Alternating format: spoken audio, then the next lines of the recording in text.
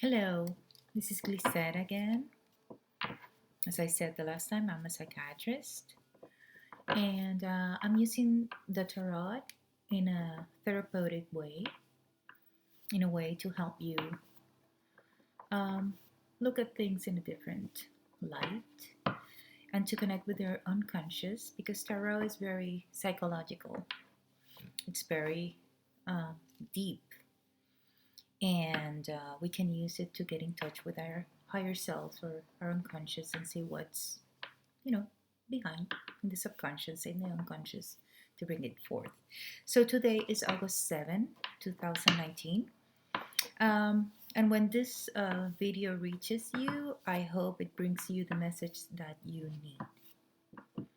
Okay, let's see what Spirit wants to talk about today. Meditated. I have my beautiful music, some incense burning because that puts you in the mood to get in touch with your higher self. Okay. It was funny, like the first video, the same day I posted it, three people said, "Oh my God, it was like you were talking to me." three of three people I know, my friends. So let's see what Spirit wants to talk about today. Okay. So the first card is about us going deep into ourselves. It's the Hermit. Hermit is a oh God, light is not good. Okay, a major arcana. And the Hermit is about going down into the depths of ourselves and looking and finding our own inner light. When the Hermit appears, after doing that, sometimes we find things that are repressed and are part of our darkness in a way. The things that are repressed are things that when we were little, when we were small, were not deemed appropriate by our parents, so we repress them. So, in order to get them out into the light, we need to go into the darkness, following our inner light. And when we get in touch with those repressed parts of ourselves, that's where our creativity lies, and it will make us whole. So, this is a solitary or a individual journey. Okay, so it's talking about going inside. It's kind of a pilgrimage into yourself. Okay, so let's see what else, what it's talking about. Is it that we're trying? Oh my God! See, to try to find completion. Oh God. Okay, to try to find our wholeness, completion. This is the Ten of Cups, and the Ten of Cups. It's about realizing our fullest potential, becoming whole. See, there's a man and a woman, and there's two children playing, and there's 10 cups. This is like the culmination of our emotional life. So it talks about completion, wholeness, also getting in touch with your inner child, which is part of what we were talking about. When you go inside and find those parts of yourself that were repressed, and embrace them and bring them forth, you become complete and whole. So if you see this card, it's a card of happiness. And although sometimes it's a little scary to go inside, it's the only way that we can reach completeness, wholeness, and going back to that innocence, that sense that we had when we were little children, like everything was safe and okay and we could live in the moment. That's what it's all about. Good. So that's good news because uh, even though it looks like it can be scary, it's not. Okay. So let's see what else is in here. Um, yeah. The tarot is very. It's like a bondage. It's like life. Okay. See. So, for some of you, this knowledge is gonna come as a sudden realization. And even though the tower looks scary and a lot of people are afraid of it, it's really, if you look at it the top of the tower, it's kind of like a crown, right? And then the tower is very square, and these two people are falling off that tower. So it's really about expanding our boundaries. It's really about um, destroying what's not true, about understanding that we are setting limits on ourselves that should not be there. If you look at this, there's like a thunder, a ray of light coming from above. So this is probably a divine realization, something that comes to you suddenly. It might seem at the moment when you see this or when you have this realization as something drastic. It's gonna like move the foundations of who you think you are or who you thought you were, or the foundations of the things that you have put your trust in your life to give you security. But it's a blessing in disguise, okay? Tower is necessary before transformation. So it's kind of realizing that we are not at our egos in a way, in a drastic way. But this is all for good. Don't be afraid, okay? It's gonna, it's part of the growing process. And again, this one tried to come out before.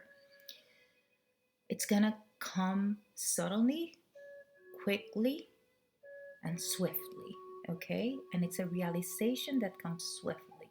It could come through another person, it could come through a relationship, okay? But it's a sudden realization, it's truth, it's knowledge that comes swiftly and quickly and destroys, in a way, part of the personality, the ego that you were identified with. So you can grow, actually. So this one was also turned around. So this one, it's about a conflict, but it's not conflict in a negative sense. It's conflict that makes you grow. If you look at the card closely, they are not really fighting. It's like they're practicing. It's like they're um, practicing. Yeah, practicing. You have to practice to get good at what you do.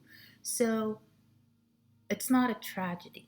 It's really building muscle, building character for you in a way. Okay? So let's see what else. Okay, let's clarify that tower. Specifically, what does it mean? What area of your life? It's okay. It could have to do with money, work, mhm, what you do, um, and maybe about taking more seriously certain things in life that you're not taking seriously. That's interesting. Could be change of careers, following a new path in your career, and or suddenly realizing you want to do something else, that you have been neglecting your calling. That could be one of the messages. It certainly seems to have to do with your career, which is funny because the previous reading was about career too. Okay, is there anything else Tarot wants to clarify? That looking inward has, what else it has to do with?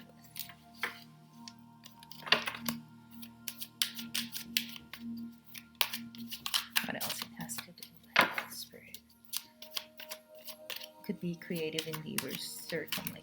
If you've been, yeah, because when we repress, as I said in the beginning, parts of ourselves, that's where most of our creativity lies. And if you think about children, when they paint without thinking about the outcome. They paint for fun because they want to do it, not because they're thinking, yes, new endeavor. And this has to do with